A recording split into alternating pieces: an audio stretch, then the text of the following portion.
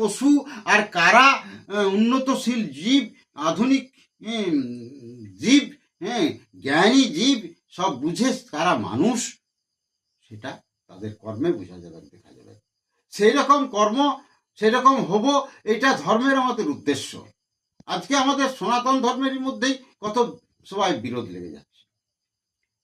মুসলমান ধর্মের মধ্যে শিয়া সুন্নি অমুক তুসুক করে কত বিরোধ লেগে যাচ্ছে। তার ধর্মের প্রকৃত মানে, প্রকৃত অর্থ, প্রকৃত অবস্থা ভাব না পাওয়ার জন্য এই অবস্থা হয়ে গেছে। আমরা প্রথম মানুষ, আমরা মানুষকে ভালোবাসবো এবং সমগ্র বিশ্বের, সারা বিশ্বটারই কল্যাণ চাইব।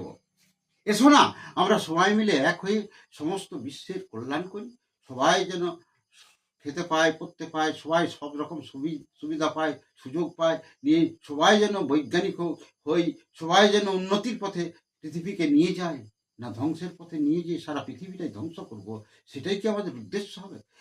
সবাই বুঝছে যে আমি সবাইকে ধ্বংস করব, আমার দেশ হিরো হবে, তো সে একবারও ভাবছে নাই যে আমি যে কালকে মরে যাব, কি আমাকে মেরে দিবে, সেই কথাটা কিন্তু কেউ ভাবছে নেই।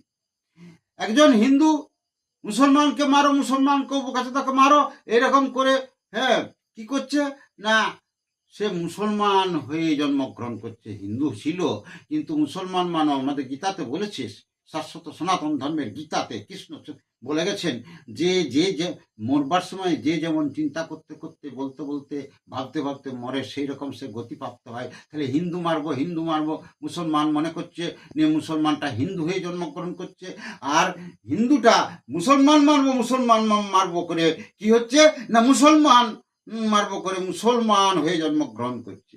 তা কে হিন্দু, কে মুসলমান? আর পার্শ্বচার, মানে পশুর আচারে আমরা ঢুকে গেছি। এই হচ্ছে কথা। আমাদেরকে মানুষের মতন হাত পা পেয়ে মানুষ হয়েছি, সবার উপরে মানুষ সত্য। শোনে রে মানুষ ভাই, তাহার উপরে কেউ নাই, সবার উপরে মানুষ সত্য, তাহার উপরে নাই। মানুষের কৃষ্ণই বলছে, গোলকের কৃষ্ণই মানুষ হয়েই শোভা পায় গোলক উপরে বসতি তার, বলেছে চণ্ডীদাস বলেছেন। তো সেরকম মানুষ হয়ে এসো, সুন্দর